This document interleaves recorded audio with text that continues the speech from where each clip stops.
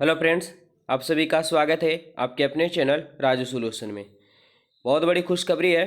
Finally आपको जो है बिहार डीएलएड एंट्रेंस एग्ज़ाम 2025 में जो आने वाला है उनका एग्ज़ाम डेट और फॉर्म डेट भी क्लियर हो चुका है। 20 जनवरी से आपका अलग फॉर्म भराएगा और 1-1.5 मंथ होते होते आपका एग्ज़ाम भी हो जाएगा।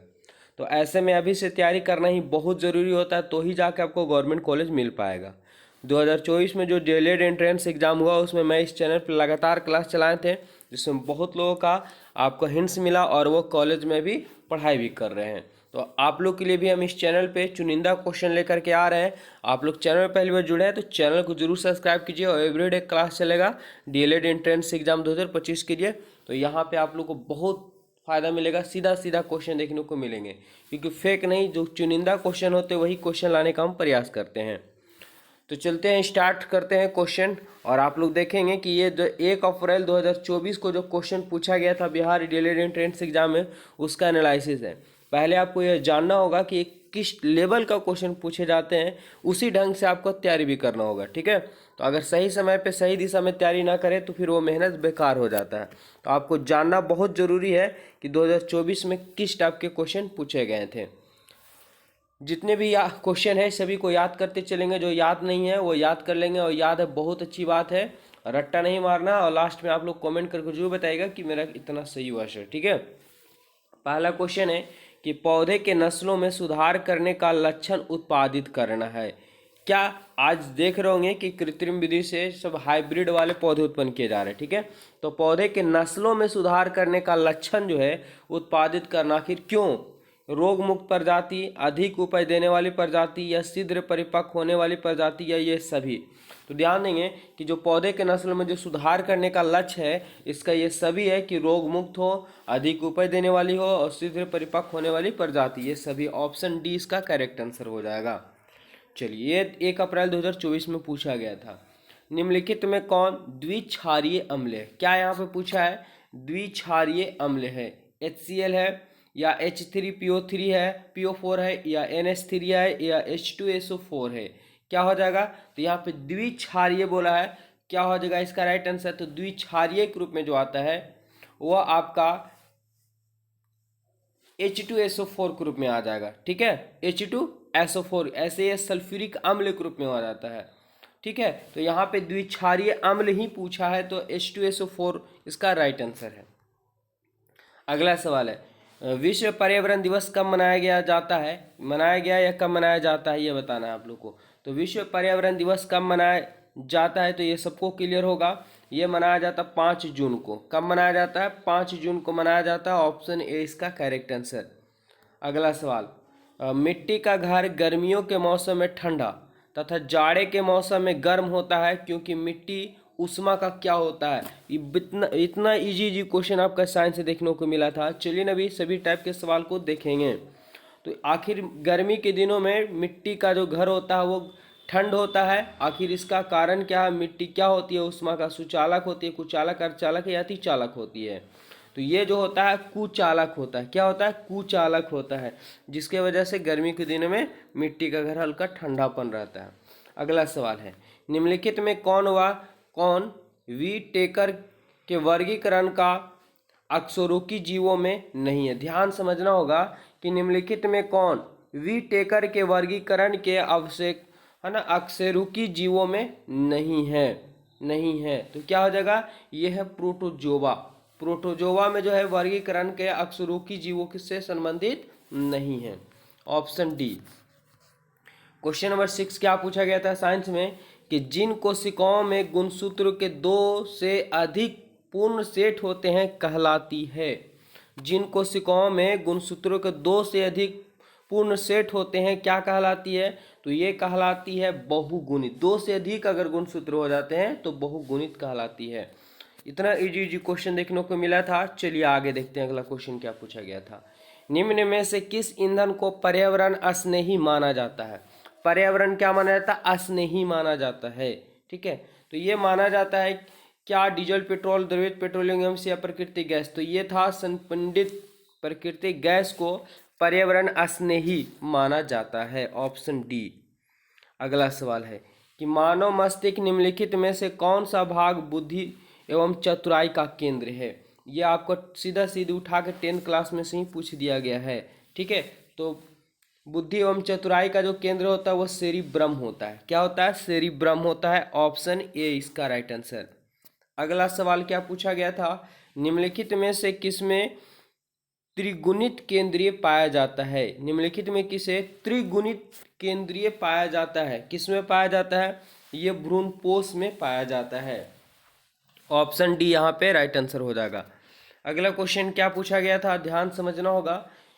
कोई कण एक समान चाल से वृत्तीय अनुदिश गति कर रही है। कोई कण जो एक समान चाल से वृत्तीय अनुदिश गति कर रही है, तो कण की गति क्या हो जाएगी? इसकी राइट आंसर की अगर हम बात कर ले तो है ना, द्विविमीय या दो आयामी होगी इसकी गति। क्या हो जाएगा? द्विविमीय बोल सकते हैं या दो आगामी गति हो जाएगी।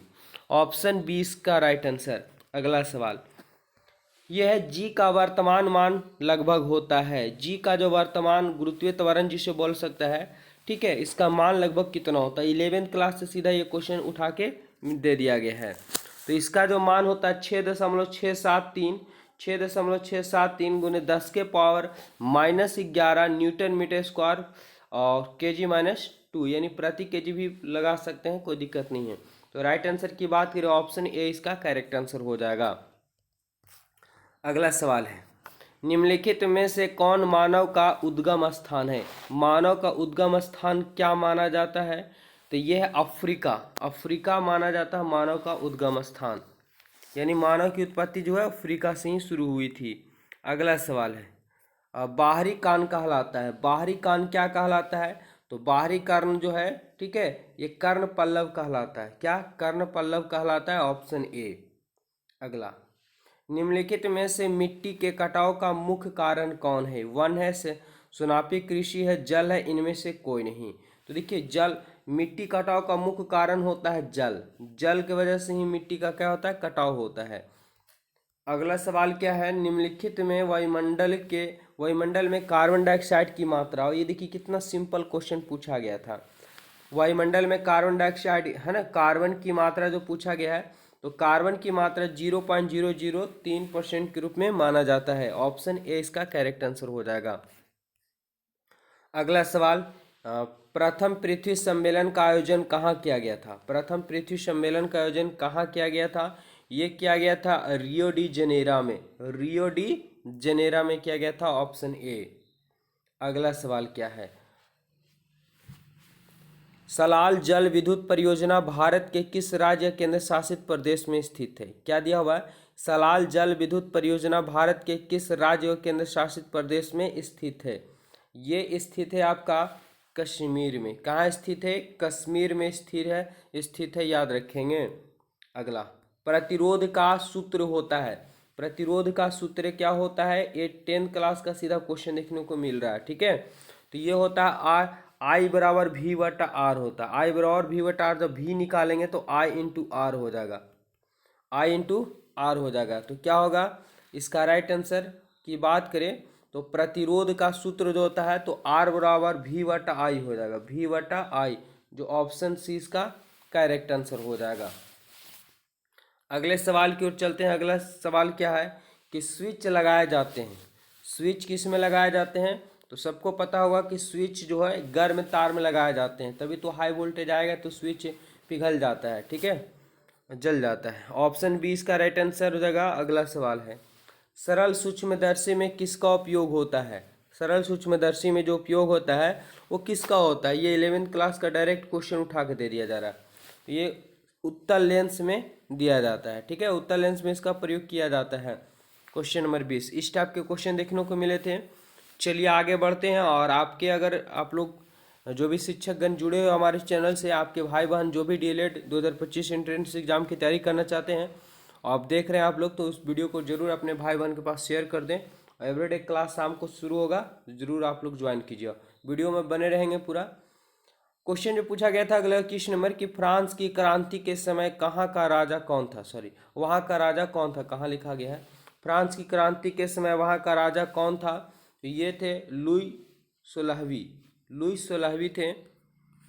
अगला सवाल, चेरो जनजाति कहाँ के रहने वाली थी? बार बार क्वेश्चन पूछा जाता है।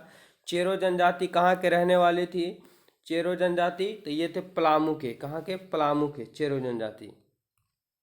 अगला सवाल, यूसेफ मैजिक ने यंग यूरोप नामक गुप्त भूमिगत समाज की स्थापना की। कहाँ किया गया था? यूसेफ मैजिक ने यंग यूरोप नामक गुप्त भूमिगत समाज की स्थापना किया था। कहाँ किया गया था? यह किया गया था वर्ण में। कहाँ? तो वर्ण में किया गया था। ऑप्शन 20 का करेक्ट आंसर हो जाएगा। अगला सवाल है कि जालियांवाला बाग हत्याकांड की जांच के लिए सरकार के किस समिति का गठन किया था? जालियांवाला बाग हत्याकांड की जांच के लिए सरकार ने किस समिति का गठन किया गया था? ठीक है, ऑप्शन की बात करें, ऑप्शन ए हंटर समिति। आप लोग को हम लास्ट में जरूर बताएंगे कि आपको किस ढंग से तैयारी करने हैं और क्वेश्चन कहाँ कहाँ से देखने को मिल रहे हैं। ठीक है, भारत में प्रेस का जनक किसे कहा जाता है? भारत में प्रेस का जनक जो है वो किसे कहा जाता है? तो प्रेस का जो जनक यानी समाचार पत्र का जो जनक माना जाता है भारत में, वो माना जाता है जेम्स अगस्टस हिक्की को। Option C. नाथुला दर्रा किस राज्य में स्थित है? नाथुला जो दर्रा है वो किस राज्य में स्थित है? यह है सिक्किम में। याद रखेंगे, सिक्किम में स्थित है नाथुला दर्रा। अगला, श्रीलंका की राजधानी कहाँ है? सबको पता होगा श्रीलंका की राजधानी कहाँ है, ये बताना आप लोगों को। ठीक है, ये है जयस्वधनेशपुरा, है ना, जयस्वधनेशपुरा श्रीलंका की राजधानी है। अगला सवाल क्या है? तालाब पालन प्रणाली के लिए सामान्य मछलियों का चयन किया जाता है। तालाब पालन प्रणाली के लिए सामान्य मछलियों का चयन किया जाता है।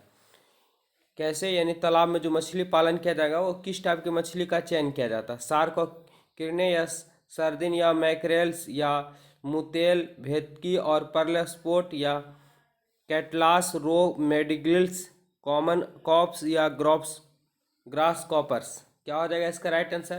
तो ये जो है तालाब पालन प्रणाली के लिए जो समान मछलियों का चयन किया जाता है वो ऑप्शन यहाँ पे डी हो जाएगा।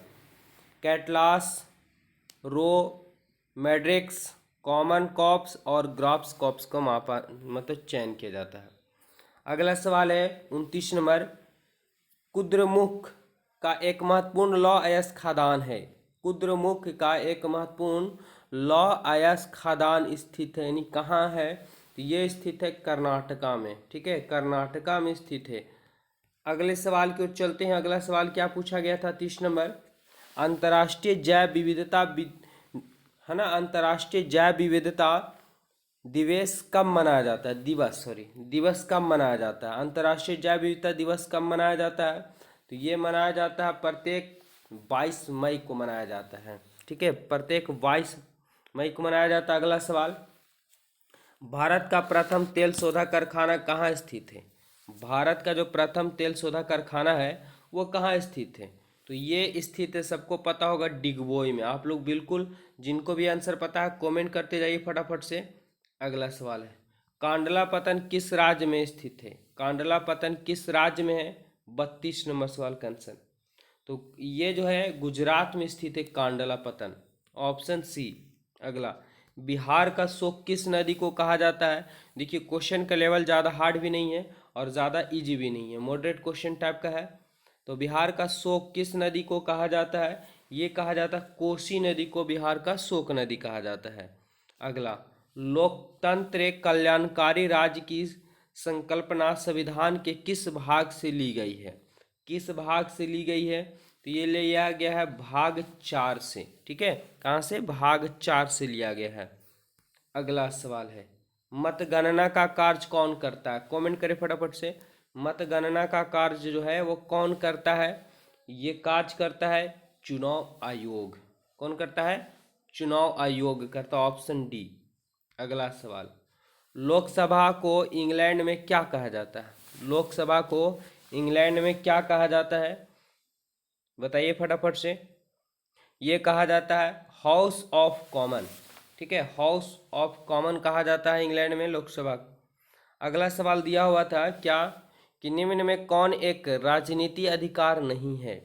क्या चुनाव का अधिकार, चुनाव लड़ने का अधिकार, किसी धर्म को स्वीकार करने का अधिकार या सरकार की आलोचना करने का अधिकार? 37 नंबर सवाल का। तो ये है कि राजनीतिक अधिकार नहीं है, किसी धर्म को स्वीकार करने का अधिकार, ये किसी को राजनीतिक अधिकार नहीं है। ठीक है, ऑप्शन सी इसका करेक्ट आंसर हो जाएगा। अगला सवाल है, भारत में नागरिक भागीदारी के प्रश्न का समाधान किस सिद्धांत के आधार पर किया गया? भारत में नागरिक भागीदारी के प्रश्न का समाधान किस सिद्धांत के आधार पर किया गया? ये बताइए फटाफट से। क्या संख्या बल, धर्मनिरपेक्षता, अवसर की समानता या समाज विभाजन? तो ये जो किया गया था नागरिक भागीदारी प्रश्न का समाधान का सिद्धांत, ये था अवसर की समानता के आधार पर। अगला, लोकतंत्र का सर्वोत्तम गुण क्या है? लोकतंत्र का जो है वो सर्वोत्तम गुण क्या है ये बताना है। ठीक है, तो ये जो है नागरिक की गरिमा में वृद्धि, नागरिक की गरिमा में वृद्धि लोकतंत्र का सर्वोत्तम गुण है। चलिए, क्वेश्चन यही 40 क्वेश्चन पूछे गए थे जीके जीएस मिला करके, और 1 अप्रैल 2024 को जिसका एनालिसिस है। कौन सा कदम लोकतांत्रिक सुधार का सूचक है? तो यह है पंचायती राज, जो है पंचायती राज लोकतंत्र का सुधार का सूचक है। तो ध्यान समझना होगा कि आपको किस लेवल से तैयारी करनी होगी। आप 10-12 पढ़ चुके हैं, ग्रेजुएशन क्लियर कर चुके हैं, तो एक बार आपको जो है वो आपको जो है ना 12 छोड़ दीजिए, आप 10th से अधिकतर क्वेश्चन देखने को मिल जा रहे हैं। तो आप 10th लेवल पे ही तैयारी इसका करने में ज़्यादा बेस्ट होता है। बाकी जो हम चुनिंदा क्वेश्चन जो भी बन रहे हैं वो हम आप लोग को रेगुलर क्लास लाने का प्रयास कर रहे हैं। जो भी चैनल में पहली बार जुड़े हैं, चैनल को आप लोग सब्सक्राइब कर लीजिए और एवरीडे क्लास चलेगा, क्लास ज्वाइन कीजिए। और यहाँ पे मैथ का भी आप लोग देखने को मिलेगा, क्लियर होगा। एग्ज़ाम के पहले बहुत सारे ऑब्जेक्टिव क्लियर करवा देंगे जो आपको एग्ज़ाम में काम आएंगे। मिलते हैं नेक्स्ट वीडियो में, तब तक के लिए सभी को धन्यवाद। जय हिंद।